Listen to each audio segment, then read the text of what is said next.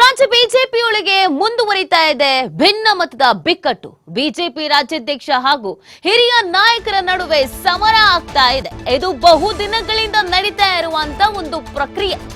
ಅಸಮಾಧಾನ ಇದೆ, ಭಿನ್ನಮತ ಇದೆ ಅನ್ನೋದು ಗೊತ್ತಾಗ್ತಾ ಇದೆ.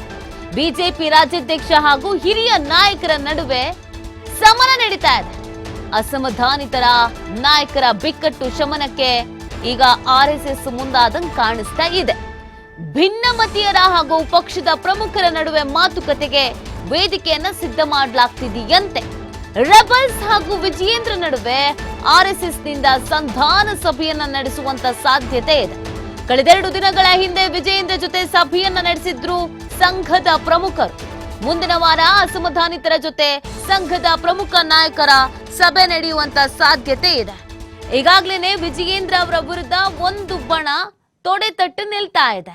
ಪ್ರತ್ಯೇಕವಾಗಿ ಸಭೆ ನಡೆಸೋದು, ಪ್ರತ್ಯೇಕವಾಗಿ ಪಾದಯಾತ್ರೆ ಮಾಡ್ತೀವಿ ಅಂತ ಹೇಳೋದು, ನಿಂತಲ್ಲಿ ಕೂತಲ್ಲಿ ಹೋದಲ್ಲಿ ಬಂದಲ್ಲಿ ಕೌಂಟರ್ ಕೊಟ್ಟು ಮಾತನಾಡೋದು, ಇದೆಲ್ಲ ಆಗ್ತಾ ಇದೆ.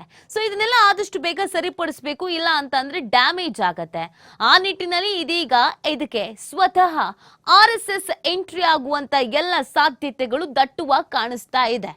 ಇಬ್ಬರನ್ನೂ ಕೂರಿಸಿ ಮಾತನಾಡಿಸಿ ಇದನ್ನ ಬಗೆಹರಿಸುವಂತ ಕೆಲಸಕ್ಕೆ ಮುಂದಾಗ್ತಾರ ಆರ್ಎಸ್ಎಸ್ ನ ಪ್ರಮುಖರು ಅನ್ನುವಂಥದ್ದು ಸದ್ಯಕ್ಕೆ ಇರುವಂತ ಒಂದು ದೊಡ್ಡ ಪ್ರಶ್ನೆ ಆಗಿದೆ. ರೆಬಲ್ಸ್ ಹಾಗೂ ವಿಜಯೇಂದ್ರ ನಡುವೆ ಆರ್ಎಸ್ಎಸ್ ನಿಂದ ಸಂಧಾನ ಸಭೆ ನಡೆಸುವಂತ ಸಾಧ್ಯತೆ ಇದೆ. ರಾಜ್ಯ ಬಿಜೆಪಿಯೊಳಗೆ ಭಿನ್ನಮತ ಸ್ಫೋಟ ಆಗ್ತಾ ಇದೆ. ದಿನದಿಂದ ದಿನಕ್ಕೆ ಆ ಸ್ಫೋಟ ಹೆಚ್ಚಾಗ್ತಾ ಇರುವುದನ್ನು ಕೂಡ ನಾವು ಗಮನಿಸ್ತಾ ಇದ್ದೀವಿ. ಇದನ್ನು ಹೀಗೆ ಬಿಟ್ರೆ ಅದು ಪಕ್ಷಕ್ಕೂ ಕೂಡ ತೀವ್ರ ಮುಜುಗರ ತಂದೊಡ್ಡುತ್ತೆ ಮತ್ತು ಡ್ಯಾಮೇಜ್ ಕೂಡ ಆಗತ್ತೆ. ಆ ನಿಟ್ಟಿನಲ್ಲಿ ಆದಷ್ಟು ಬೇಗ ಇದನ್ನ ಕಂಟ್ರೋಲ್ ಮಾಡಬೇಕು ಅನ್ನುವಂತ ಹಿನ್ನೆಲೆಯಲ್ಲಿ ಇದೀಗ ಸ್ವತಃ ಆರ್ಎಸ್ಎಸ್ ನ ಪ್ರಮುಖರು ಎಂಟ್ರಿ ಆಗ್ತಾರೆ ಅನ್ನುವಂತ ಚರ್ಚೆ ರಾಜಕೀಯ ವಲಯದಲ್ಲಿ ಸಿಕ್ಕಾಪಟ್ಟೆ ಜೋರಾಗಿ ನಡೀತಾ ಇದೆ.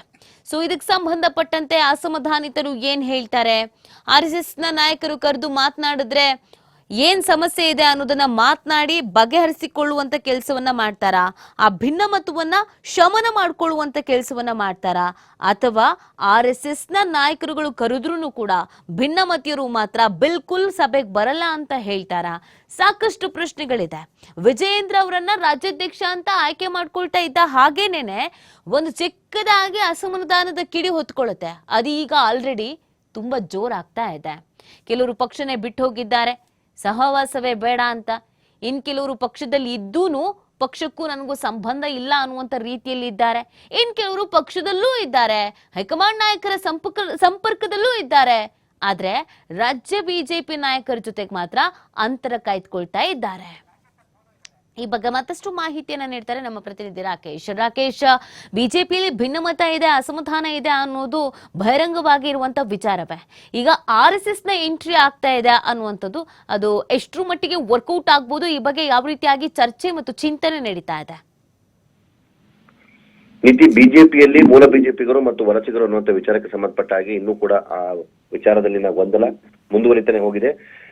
ವಿಜೇಂದ್ರ ಅವರ ನಾಯಕತ್ವದ ವಿಚಾರವಾಗಿ ಈಗಲೂ ಅಪಸ್ವರವನ್ನು ಎತ್ತಿರುವಂತಹ ಬಿಜೆಪಿಯ ನಿಷ್ಠರ ಬಣ ಅಂತ ಹೇಳಿಕೊಳ್ಳುತ್ತಿರುವಂತಹ ಯತ್ನಾಳ್ ಮತ್ತವರ ತಂಡ ಅದೇ ವಿಚಾರಕ್ಕೆ ಸಂಬಂಧಪಟ್ಟ ಹಾಗೆ ಈಗ ಮತ್ತೊಂದು ಮಾಹಿತಿಯನ್ನು ಹೊರಹಾಕಿದೆ. ಅಂದ್ರೆ ನಮ್ಮಲ್ಲಿ ಯಾವುದೇ ರೀತಿಯಾದಂತಹ ಭಿನ್ನಮತ ಇಲ್ಲ, ಪಕ್ಷ ಸಂಘಟನೆ ಸಲುವಾಗಿ ನಾವು ಈ ಪಾದಯಾತ್ರೆನ ಮಾಡೋದಕ್ಕೆ ಯೋಚನೆಗಳನ್ನ ಮಾಡ್ತಾ ಇದ್ದೇವೆ. ಆ ವಿಚಾರದಲ್ಲಿ ನಮ್ಮ ಭಿನ್ನತೆಯನ್ನ ಯಾರು ಕೂಡ ತೋರಿಸಬಾರದು ಅನ್ನುವಂತ ಮಾತನ್ನು ಹೇಳಿದ್ದಾರೆ.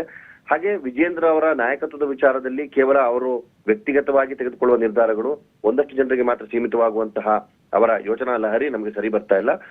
ಎಲ್ಲರನ್ನ ಕೂಡಿಸಿ ತೆಗೆದುಕೊಂಡು ಹೋಗೋದಾದ್ರೆ ನಾವು ಅವ್ರ ಜೊತೆ ಮಾತುಕತೆಗೆ ಸಿದ್ಧ ಅನ್ನುವಂತ ಮಾತನ್ನ ಹೇಳಿದ್ದಾರೆ. ಸೊ ಅವರ ಈ ಹೇಳಿಕೆಯ ಬೆನ್ನಲ್ಲೇ ಈಗ ಪಕ್ಷದ ಬೆನ್ನೆಲುಬಾಗಿ ನಿಂತಿರುವಂತಹ ಆರ್ಎಸ್ಎಸ್ ಪಕ್ಷಕ್ಕೆ ಆಗ್ತಿರುವಂತಹ ಮುಜುಗರವನ್ನು ತಪ್ಪಿಸುವುದಕ್ಕೆ ತಾನು ಮಧ್ಯಪ್ರವೇಶ ಮಾಡೋದ ಯೋಚನೆಯನ್ನ ಮಾಡಿದೆ.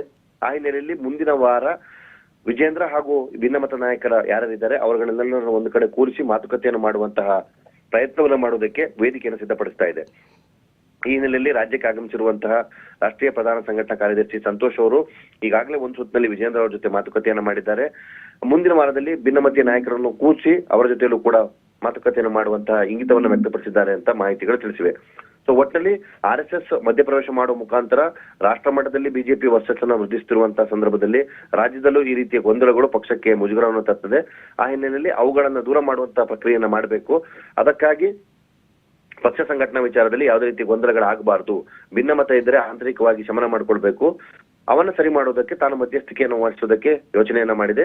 ಭಿನ್ನಮತೀಯ ನಾಯಕರಿಗೂ ಈ ಸಂದೇಶವನ್ನು ತಲುಪಿಸಿದೆ. ಅವರು ಒಪ್ಪಿಗೆ ನೀಡಿದಲ್ಲಿ ಮುಂದಿನ ವಾರ ಈ ವಿಚಾರದ ಸಂಬಂಧಪಟ್ಟ ಹಾಗೆ ಸಭೆ ನಡೆಯಲಿದೆ. ಓಕೆ, ಥ್ಯಾಂಕ್ ಯು ರಾಕೇಶ್ ತಮ್ಮ ಡೀಟೇಲ್ಸ್ಗಾಗಿ.